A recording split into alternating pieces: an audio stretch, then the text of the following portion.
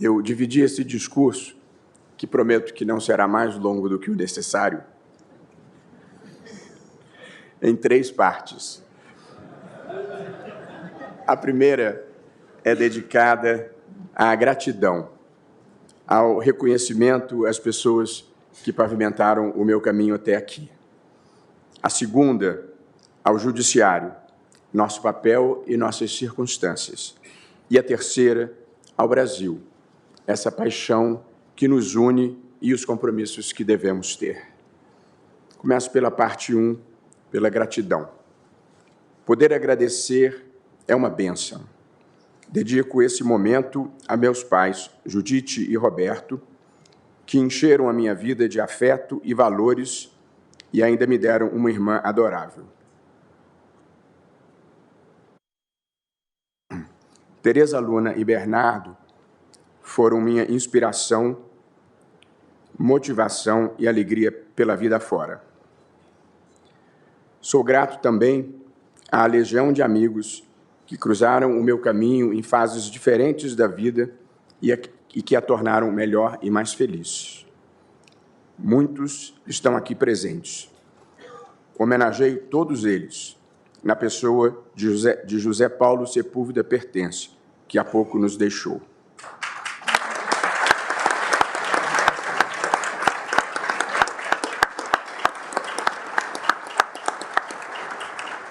Meu agradecimento se estende também a todos os servidores e assessores que estiveram comigo nesses 10 anos de Supremo, permitindo não apenas que eu reduzisse o acervo do gabinete de 9.300 processos para o mínimo possível, cerca de 900, mas também permitiram que eu vivesse muitas vidas em uma só. E homenageio todos na pessoa da minha secretária-geral, Aline Osório. Minha gratidão vai também para a presidente Dilma Rousseff, que me indicou para o cargo da forma mais republicana que um presidente pode agir. Não pediu, não insinuou, não cobrou. Procurei retribuir a confiança, servindo ao Brasil, sem jamais ter qualquer outro interesse ou intenção que não fosse a de fazer um país melhor e maior, um país justo, quem sabe um dia. Aproveito para saudar também o presidente Lula, cuja presença agradeço de coração na véspera de uma cirurgia delicada, bem assim aos presidentes Rodrigo Pacheco e Arthur Lira, que, juntamente com este Supremo Tribunal Federal, simbolizam a solidez e os compromissos democráticos de nossas instituições. Mas há um agradecimento muito especial que eu gostaria de fazer.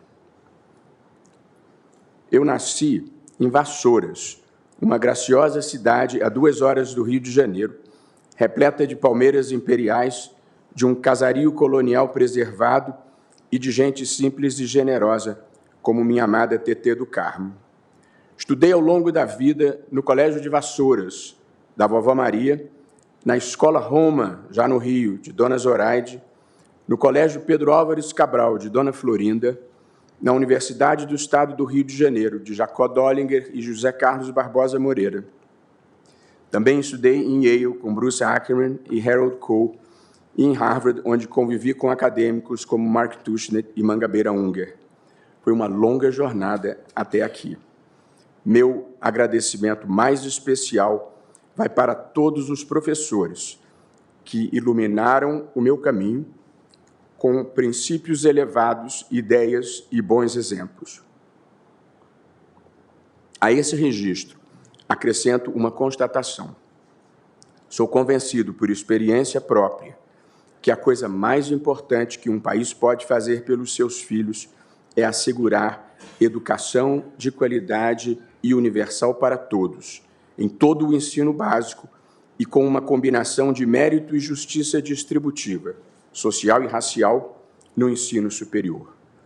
3 prioridades na vida de um país hão de ser educação, educação de qualidade e educação para todos.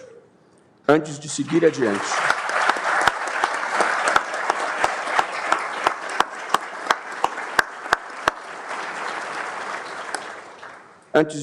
adiante, presto uma homenagem devida e merecida. Suceder a ministra Rosa Weber não é uma tarefa fácil. Suceder, porque substituí-la seria impossível. Tornamo-nos amigos queridos desde o primeiro dia em que aqui cheguei. Sua figura doce e personalidade cativante fizeram do nosso convívio um privilégio sem tamanho para mim.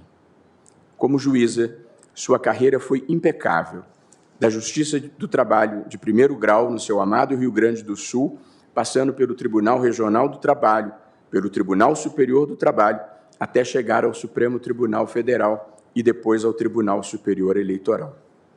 Uma vida completa, minha querida presidente. Por onde passou, deixou a marca da sua capacidade e uma legião de admiradores. Aqui no Supremo foi relatora de processos memoráveis. No TSE, presidiu com firmeza e competência as polarizadas eleições de 2018. Também no Supremo, com habilidade imensa, obteve a aprovação de alterações regimentais importantíssimas.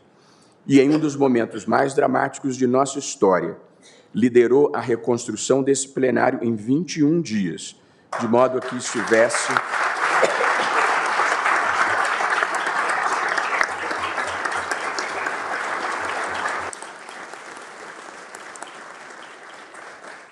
Estivemos aqui naquela noite, a ministra Rosa, o ministro Toffoli, eu próprio, o presidente Lula, e vimos os destroços, e foi uma emoção, em tão pouco tempo, ver tudo reconstruído. Ministra Rosa Weber, sei que seu espírito reservado não é afeito a honrarias, mas, em nome da nação agradecida, em nome dos que sabem distinguir as grandes figuras da história deste tribunal, eu a reverencio pelos imensos serviços prestados ao Brasil. Que Vossa Excelência seja perenemente bendita.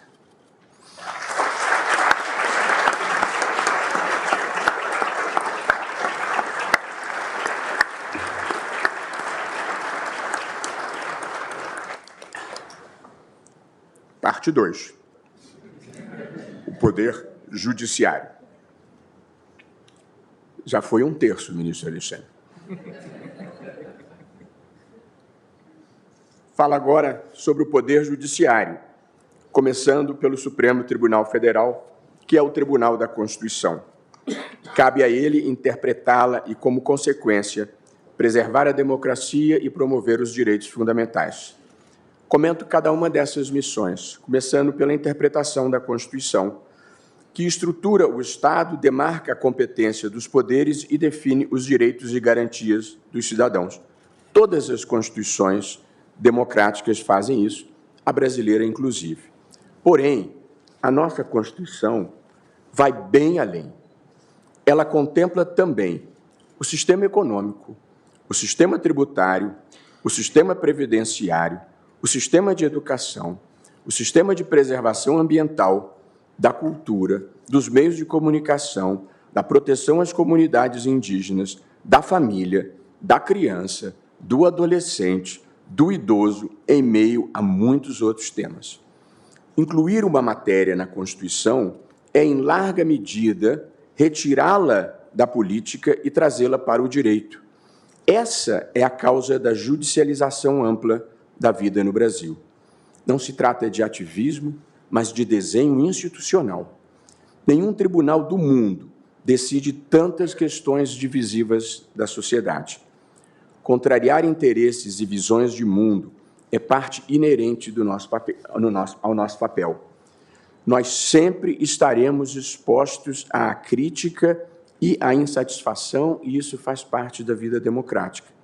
Por isso mesmo, a virtude de um tribunal jamais poderá ser medida em pesquisa de opinião. Nada obstante, é imperativo que o tribunal haja com autocontenção e em diálogo com os outros poderes e com a sociedade, como sempre procuramos fazer e pretendo intensificar. Numa democracia, não há poderes hegemônicos, garantindo a independência de cada um, presidente Arthur Lira, presidente Rodrigo Pacheco, conviveremos em harmonia, parceiros institucionais que somos pelo bem do Brasil. A defesa da democracia. Nós não somos um tribunal de consensos plenos. Nenhum tribunal é. A vida é composta de diferentes pontos de observação e eles se refletem aqui. Porém, estivemos mais unidos do que nunca na proteção da sociedade brasileira na pandemia. E também estamos sempre juntos, em sólida unidade, como lembrou o ministro Gilmar Mendes na sua bela oração, em sólida unidade na defesa da democracia. A democracia constitucional é a composição de valores diversos, duas faces da mesma moeda. De um lado, soberania popular, eleições livres e governo da maioria. De outro, poder limitado, Estado de Direito e respeito aos direitos fundamentais. Um equilíbrio delicado e essencial. Em todo o mundo, a democracia constitucional viveu momentos de sobressalto, com ataques às instituições e perda de credibilidade. Por aqui, as instituições venceram, tendo ao seu lado a presença indispensável da sociedade civil, da imprensa e do Congresso Nacional. E justiça seja feita. Na hora decisiva, as Forças Armadas não sucumbiram ao golpismo. Costumamos identificar os culpados de sempre: extremismo, populismo, autoritarismo, e, de fato, eles estão lá. Mas a recessão democrática fluiu também pelos desvãos da democracia, as promessas não cumpridas de oportunidade, prosperidade e segurança para todos. As democracias contemporâneas precisam equacionar e vencer os desafios da inclusão social, da luta contra as desigualdades injustas e do aprimoramento da representação política. Por fim, cabe-nos a proteção dos direitos fundamentais, que são os direitos humanos incorporados à ordem jurídica interna. Direitos fundamentais são a reserva mínima de justiça de uma sociedade, em termos de liberdade, igualdade e acesso aos bens materiais e espirituais básicos para uma vida digna. Nessa matéria, direitos fundamentais, temos procurado empurrar a história na direção certa. Temos sido parceiros da ascensão das mulheres na luta envolvente por igual respeito e consideração no espaço público e no espaço privado, bem como contra a violência doméstica e sexual.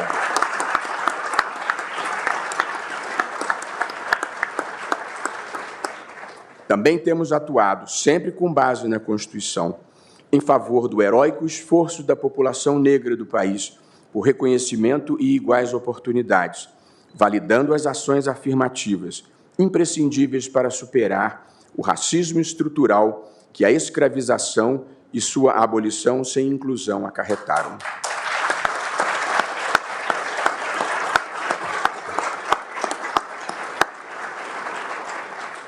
Do mesmo modo, a comunidade LGBTQIA+, obteve neste tribunal o reconhecimento de importantes direitos, com destaque para a equiparação das uniões homoafetivas às uniões estáveis convencionais, tendo por desdobramento a possibilidade do casamento civil. O que vale verdadeiramente a vida são os nossos afetos.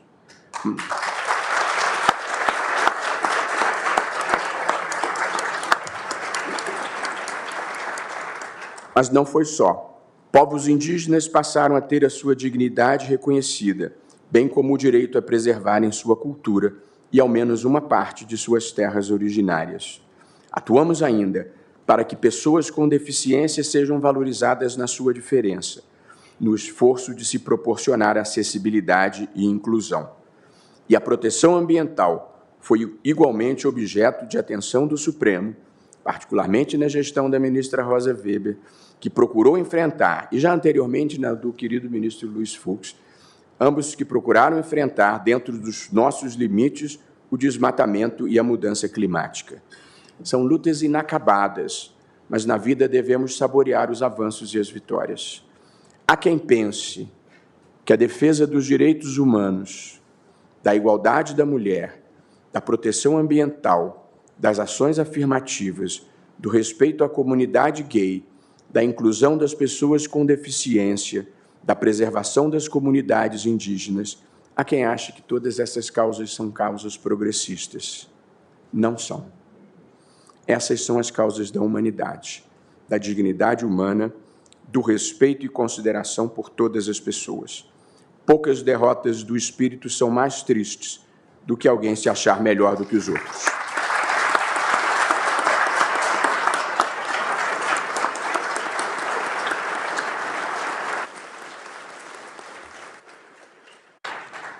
A justiça no Brasil.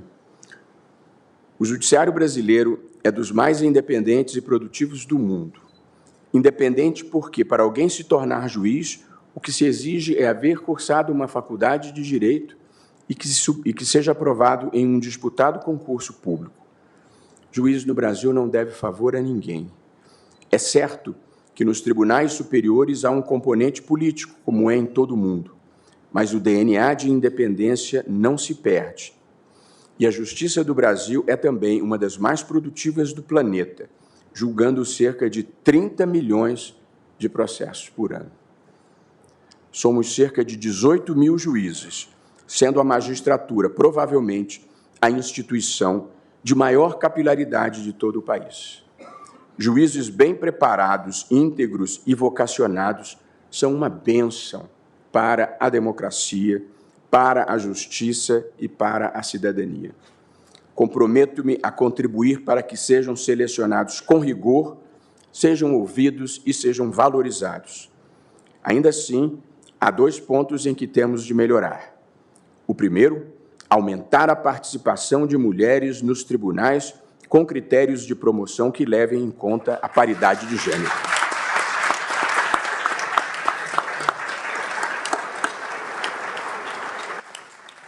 E nessa direção tivemos um importante avanço liderado pela ministra Rosa Weber, muito recentemente. E também ampliar a diversidade racial. Além disso, com inovações tecnológicas e inteligência artificial, vamos procurar aumentar a eficiência e a celeridade da tramitação processual no Brasil. Para esse fim, venho mapeando os gargalos e os pontos de congestionamento do judiciário e vamos enfrentá-los. Aqui, não há lugar para celebração. Nós precisamos melhorar a qualidade do serviço que prestamos à sociedade brasileira. As diretrizes da minha gestão, com a bênção de Deus e a ajuda imprescindível dos colegas, pretendo fazer uma gestão em torno de 3 grandes eixos. O primeiro deles será conteúdo, que consiste em procurar aumentar a eficiência da justiça, avançar a pauta dos direitos fundamentais e contribuir para o desenvolvimento econômico, social e sustentável do Brasil. O segundo eixo será o da comunicação, melhorando a interlocução com a sociedade, expondo em linguagem simples o nosso papel, explicando didaticamente as decisões e desfazendo incompreensões e mal-entendidos. Nós somos o único tipo de gente que diz coisas do tipo no aforamento, havendo pluralidade de enfiteutas, elege-se um cabecel. A vida fica muito difícil. E o terceiro eixo será o do relacionamento. O judiciário deve ser técnico e imparcial, mas não isolado da sociedade. Precisamos estar abertos para o mundo, com olhos de ver, ouvidos de ouvir e coração de sentir o sentimento social. A gente na vida deve ser janela e não espelho, e, portanto, ter a capacidade de olhar para os outros e não apenas para si mesmo. O poder judiciário, o direito em geral, gravita em torno de 2 grandes valores, a justiça e a segurança. Da justiça já falamos. Pretendo dar também grande ênfase à segurança em 3 de suas dimensões: segurança jurídica, segurança democrática e segurança humana. Segurança jurídica para que haja um bom ambiente para o desenvolvimento da economia e dos negócios no país, como incentivo ao empreendedorismo, ao investimento e à inovação, sem surpresas. Precisamos superar a desconfiança que ainda existe no Brasil em relação à iniciativa privada e ao sucesso empresarial. É daí que vem o emprego, a ascensão social e o progresso. Não menos importante é a segurança democrática, com eleições limpas, liberdades públicas, independência entre os poderes e respeito às instituições. E, em terceiro lugar, como princípio e fim, a segurança humana, que inclui o combate à pobreza, às desigualdades injustas e à criminalidade, com segurança pública e valorização das polícias, treinadas numa imprescindível cultura de respeito à cidadania e aos direitos humanos. Meus queridos colegas deste tribunal, o universo nos reuniu aqui porque temos uma missão. Somos um time no qual cada um tem uma posição, mas também um objetivo comum. Por isso mesmo, vamos continuar a estreitar os laços de colegialidade e de institucionalidade. De minha parte, contem com o diálogo franco e a parceria afetuosa. Estar aqui é um desafio, um privilégio e um destino que cumprimos em conjunto. É muito bom tê-los ao meu lado. E eu ainda tenho a sorte de ter como vice-presidente meu amigo de toda a vida, o grande professor, ministro Luiz Edson Fachin, uma das melhores pessoas que conheci nessa jornada que já vai longa.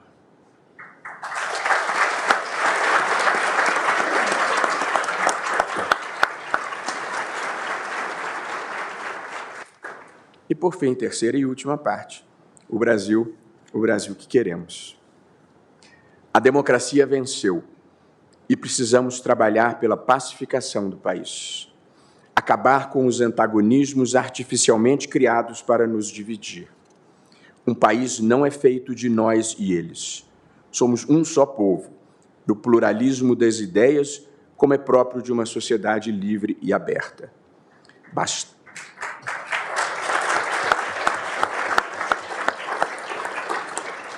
Bastar-se a si mesmo é a maior solidão, escreveu o poeta. O sucesso do agronegócio não é incompatível com a proteção ambiental. Pelo contrário, o combate eficiente à criminalidade não é incompatível com o respeito aos direitos humanos. O enfrentamento à corrupção não é incompatível com o devido processo legal. Estamos todos no mesmo barco e precisamos trabalhar para evitar tempestades e conduzi-lo a um porto seguro. Se ele naufragar, o naufrágio é de todos, independentemente de preferências políticas. No interesse da justiça, pretendo ouvir a todos, trabalhadores e empresários, comunidades indígenas e agricultores, produtores rurais e ambientalistas, gente da cidade e do interior, e também conservadores, liberais e progressistas. Ninguém é dono da verdade. Ninguém tem o monopólio do bem e da virtude. A vida na democracia é a convivência civilizada dos que pensam diferente. E quem pensa diferente de mim não é meu inimigo, mas meu parceiro na construção de uma sociedade aberta, plural e democrática.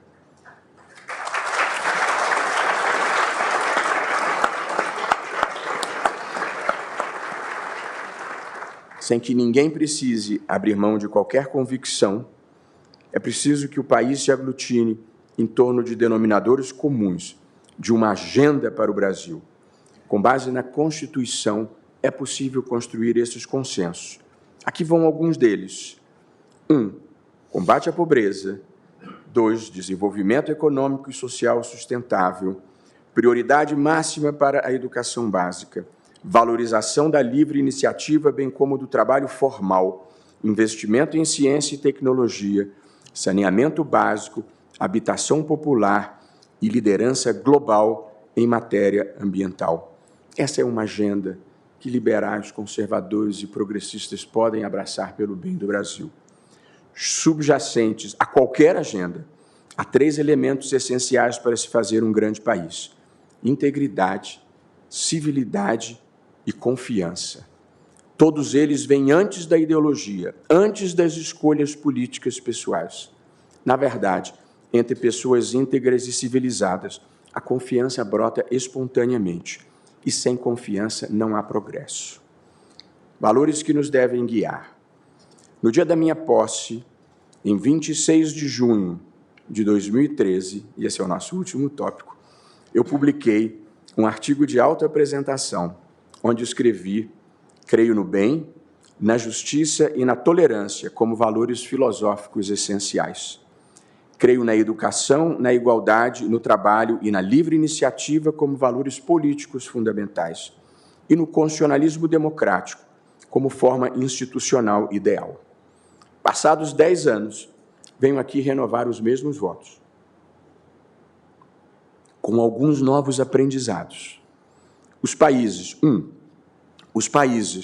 como as pessoas, passam pelo que têm que passar para amadurecerem e evoluírem.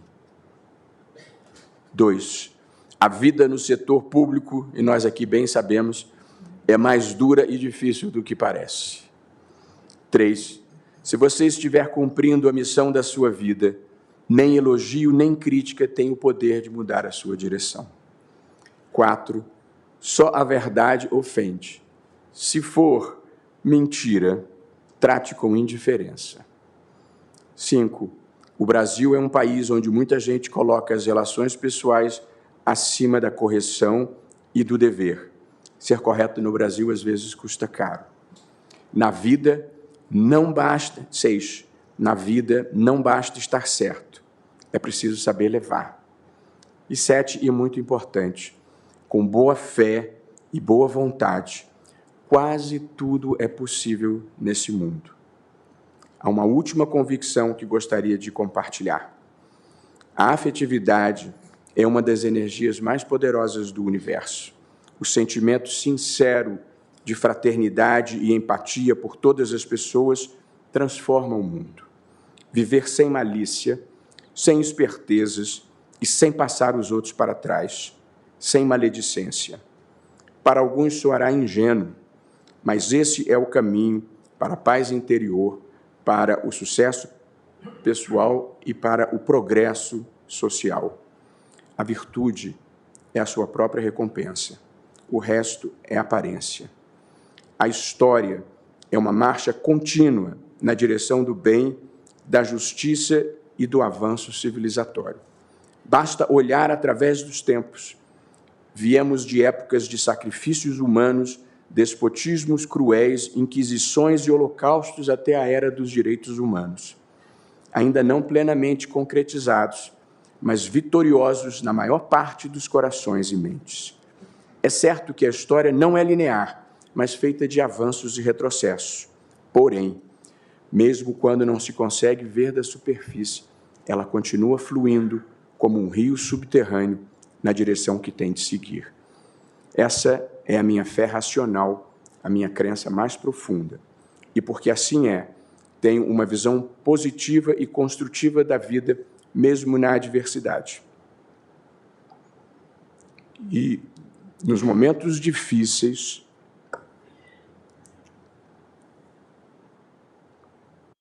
quando tudo parece fora do lugar, quando as pessoas não se apresentam na sua melhor versão, eu me consolo com a máxima que rege a minha vida. Não importa o que esteja acontecendo à sua volta. Faça você o melhor papel que puder. E seja bom e correto, mesmo quando ninguém estiver olhando. Na minha sabatina no Senado Federal, aqui hoje representado por seu presidente, Rodrigo Pacheco, eu me vali de uma parábola com a qual gostaria de encerrar esse discurso. Na vida, nós estamos sempre nos equilibrando. Viver é andar numa corda bamba, é tomar decisões sempre com o risco de errar. A gente se inclina um pouco para um lado, um pouco para o outro e segue em frente. É assim para todo mundo, não importa se você está no palco ou na plateia. Às vezes, alguém olhando de fora pode ter a impressão de que o equilibrista está voando. Não é grave, porque a vida é feita de certas ilusões. Mas o equilibrista, ele tem de saber que está se equilibrando. Porque se ele achar que está voando, ele vai cair. E na vida real, não tem rede. Pretendo atuar à frente do Supremo Tribunal Federal e do Poder Judiciário brasileiro da forma como acho que a vida deve ser vivida, com valores, com empatia, com bom humor sempre que possível e, sobretudo, com humildade. Assumo a presidência do Supremo Tribunal Federal e do Conselho Nacional de Justiça sem esquecer que sou, antes de tudo, um servidor público, um servidor da Constituição, que eu possa ser abençoado para cumprir bem essa missão. Muito obrigado.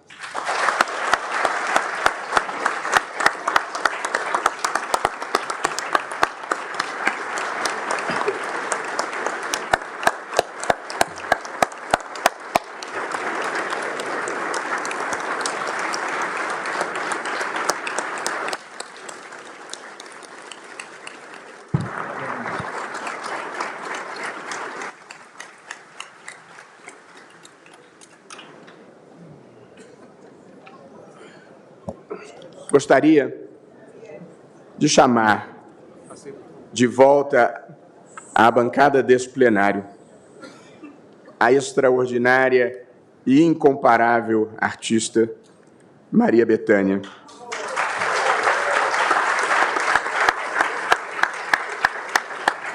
Cuja arte me encanta desde que ouvi em outra vida um disco ainda no vinil maravilhoso chamado Drama. Ao longo da vida, acompanhei a carreira de Bethânia, que foi também a trilha musical da minha geração. Como se pôde constatar na memorável execução do hino nacional que ouvimos hoje aqui, no início desta sessão, há uma fagulha divina em tudo que ela faz. Obrigado. E é em razão desse meu amor pela arte e da minha admiração por Bethânia, que pedi a ela para, antes do encerramento, fazer uma homenagem que todos haverão de entender, cantando uma linda música, uma linda declaração de amor. Sim, senhor. Preciso não dormir até se consumar o tempo da gente. Preciso conduzir um tempo de te amar, te amando devagar e urgentemente. Pretendo descobrir no último momento um tempo que refaz o que desfez, que recolhe todo sentimento e bota no corpo uma outra vez. Prometo te querer até o amor cair doente, doente. Prefiro então partir a tempo de poder a gente se desvencilhar da gente. Depois de te perder, te encontro com certeza, talvez no tempo da delicadeza, onde não diremos nada, nada aconteceu, apenas seguirei como um encantado ao lado teu.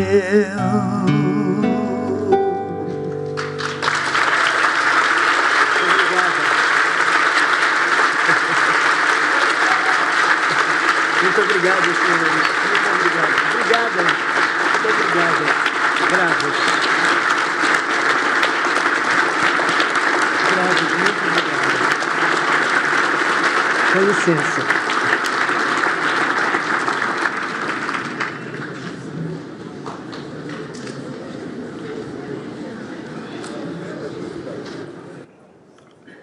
Nós fizemos um pacto aqui na mesa que, contrariando o protocolo, eu não vou fazer a leitura da nominata final com os 300 nomes que estão aqui.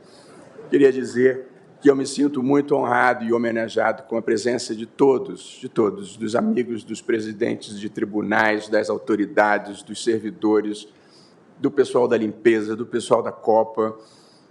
É uma felicidade imensa ter tantos amigos aqui, que me trazem imensa alegria, e agradeço por compartilharem esse momento de emoção.